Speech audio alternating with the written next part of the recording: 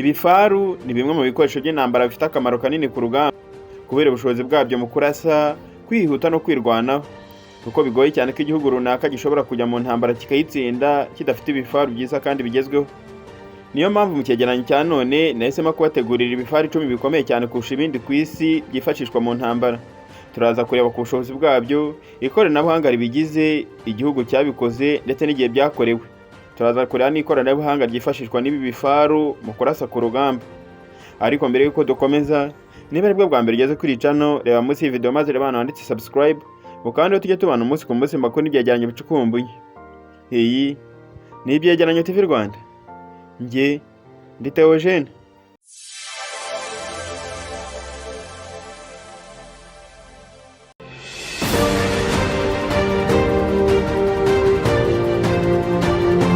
Igifaru kiri ku mwanya wa mbere mu bikomeye turasanga T-14 Armata. Iki gifaru cya T-14 Armata cyakozwe n'Abarusiya cyagaragajwe ku mugaragaro bwa mbere mu mwaka wa 2015. Impamvu yatumye Abarusiya bakora iki gifaru nuko Uburusiya bwashakaga igifaru gifite ikoranabuhanga rigezweho gishobora guhangana n'ibindi bifaru by'ibindi bihugu byateye imbere cyane, kandi iki gifaru kikaba gifite umutekano mwinshi ku basirikare bacyo. Iki gifaru cya T-Armata 14 nta hantu bizwi cyakoreshejwe, kuko n'ubu kikiri mu igeragezwa no gushyiramo ikoranabuhanga rirenze ndetse no kukinoza. Iki gifaru cya T-Armata 14 gifite imbunda ya milimetero 125 ishobora kurasa ibisasu bitandukanye harimo na misile za anti-tank, kandi kikaba gifite ubushobozi bwo kurasa kure cyane.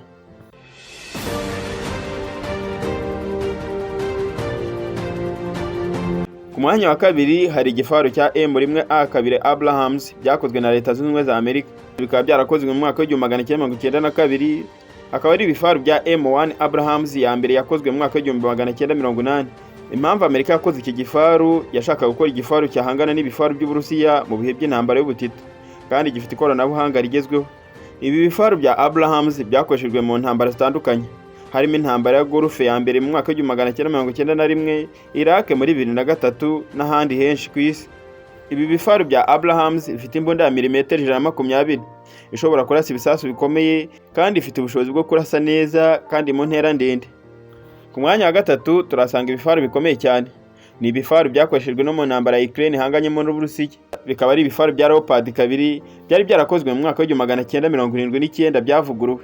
Impamvu Ubudage bwakoze bino bifaru bya Leopard 2 kwari kugira ngo bishyiremo ibikenewe byongere bihuze n'ibindi bifaru muri iki gihe bigezweho, harimo nko kongera ubwirinzi, guhindura ibikoresho by'ikoranabuhanga bigize n'ibindi. Bufite imbunda ya milimetero 120 ishobora kurasa ibisasu bikomeye, kandi ifite ubushobozi bwo kurasa neza ku ntera ndende.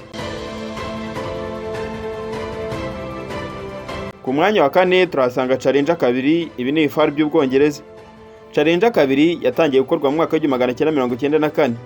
Impamvu byakozwe byari uko Ubwongereza bwashakaga gusimbura Challenger 1 bukagira igifaru gifite ubwirinzi bukomeye n'ubushobozi bwo kurasa neza, kuko iyi Challenger ya mbere ntabwo yari ifite ubwo bushobozi. Ibi bifaru bya Challenger 2 byakoreshejwe mu ntambara ya Iraq mu mwaka wa 2003 no muri Bosnia na Herzegovina.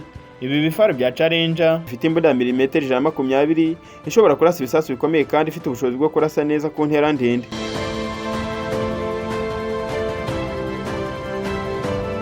Ku mwanya wa gatanu turasanga ikindi gifaru cy'Abarusiya cyitwa T-90M. Ibi bifaru bya T-90M ni ibifaru bya T-90 byavuguruwe, byagaragajwe bwa mbere mu mwaka wa 2017. Impamvu Uburusiya bwavugure bino bifaru bya T-90 bikagira T-90M nuko Uburusiya bwashaka kubivugurura no kubinoza kugira ngo ihangane n'ibindi bifaru bishyashya by'ibindi bihugu by'Uburayi na Amerika byari bimaze gukorwa muri iyo minsi. Iyi T-90 yakoreshejwe mu ntambara zitandukanye, harimo nk'intambara yo muri Chechnya, Syria n'ahandi. T-90 ikaba igikomejwe kugerageza ngo yongerwe imirindi ikoranabuhanga rihambaye rijyanye n'isi ya none. Ubushobozi bw'ibifaru bwa T-90M mu gusenya. Ubundi ibifaru bifite umunwa wa milimetero 125 ishobora kurasa ibisasu bikomeye, harimo na za misile za anti-tank, kandi bifite ubushobozi bwo kurasa neza ku ntera ndende kandi igahamya igipimo.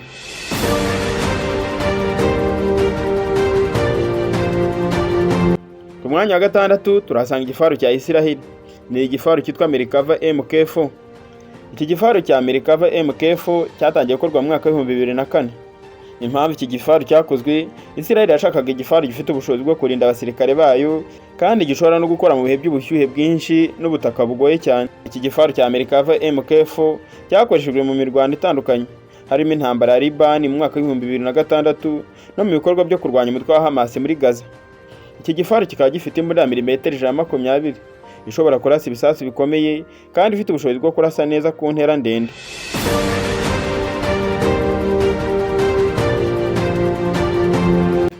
Mwanya wa karindwi tuhasanga igifaru cya K2 Black Panther cyakozwe na Korea y'Epfo. Iki gifaru cya K2 Black Panther cyatangiye gukorwa mu mwaka wa 2013. Iki gifaru impamvu cyakozwe kwari kugira ngo gihangane n'ibifaru bya Korea ya ruguru byari bigezweho muri iyo minsi. Ibyihariye wamenya kuri iki gifaru, ubundi K2 Black Panther gifite ikoranabuhanga rigezweho harimo nka radar ihambaye, uburyo bwo kwirinda ibisasu bya anti-tank n'imbunda ya milimetero 120. Iki gifaru gifite moteri ikomeye cyane gituma igenda kilometero 70 ku isaha kandi gifite ubushobozi bwo kwambuka inzuzi nta kibazo. Ifite kandi ubushobozi bwo gukora mu bihe bitandukanye by'ikirere no ku butaka.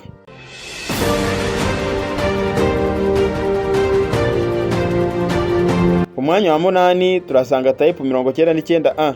Iki ni igifaru cyakozwe n'igihugu cy'Ubushinwa gifite ikoranabuhanga ryo kumenya aho umwanzi ari, ikizwe nka target tracking, kikagira umubiri ukomeye, kikaba gifite imbunda ya milimetero 125. Iki gifaru gifite za misile zishobora kurasa indege ndetse n'ibindi bifaru.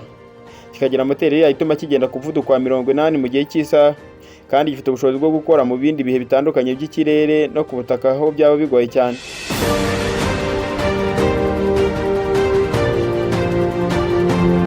Mwanya wa 9 turasanga Amix 56 Leclerc. Iki ni igifaru cyakozwe n'igihugu cy'Ubufaransa. Ibyihariye wamenya kuri iki gifaru, gifite tekinike yo kwirwanaho yihuta cyane, kikagira ibikoresho by'ikoranabuhanga byo kurasa neza, kikaba gifite imbunda ya milimetero 120. Iki gifaru gifite moteri ikomeye cyane ituma kigenda umuvuduko wa kilometero 72 mu gihe cy'isaha. Ku mwanya wa 10 turasanga igifaru cya Turkiya cyitwa Altay. Ibyihariye kuri iki gifaru wamenya nuko ibifaru byakozwe hashingiye kuri Leopard 2 y'Abadage.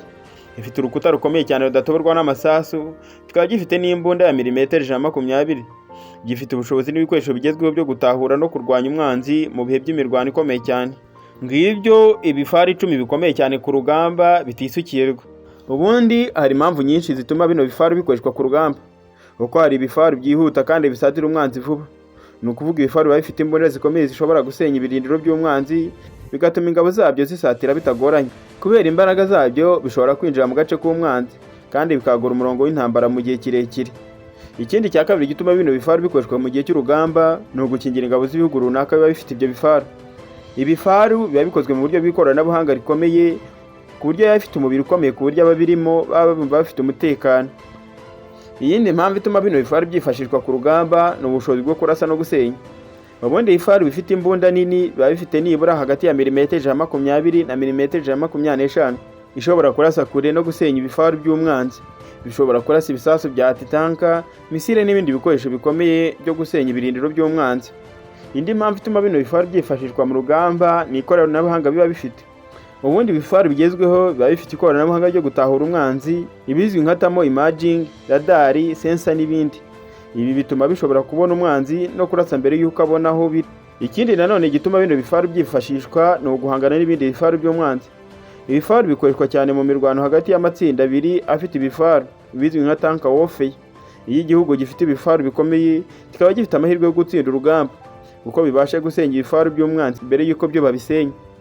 Ibi bifaru bifatanyije n'abasirikare n'ibindi bikoresho bya gisirikare harimo nka helicopteri, drones, bikaba bifite imbaraga zo gutsinda urugamba vuba cyane. Ibi bifaru bifatanyije n'abasirikare n'ibindi bikoresho bya gisirikare harimo nk'indege na drone, biba bifite imbaraga ku buryo bibasha gutsinda urugamba vuba cyane. Tugendeye ku byo twavuze haruguru, ibifaru bifite akamaro kanini mu ntambara kuko bikomeye, byihuta, bikoresha ikoranabuhanga rigezweho kandi bifasha ingabo kugera ku ntsinzi. Ngibyo ibyo twavuga kuri ibi bifaru bikomeye cyane kurusha ibindi mu isi ku bijyanye n'urugamba rwo ku butaka. Hari ibyo wifuza ko twazakubwiraho, twandikira muri comment. Niba ari bwo bwa mbere ugeze kuri iyi channel, reba munsi iyi video maze reba hano handitse subscribe, ukandeho tujye tubana umunsi ku munsi makuru n'ibyegeranyo bicukumbuye. Iyi ni Ibyegeranyo TV Rwanda. Njye ndi Theogene.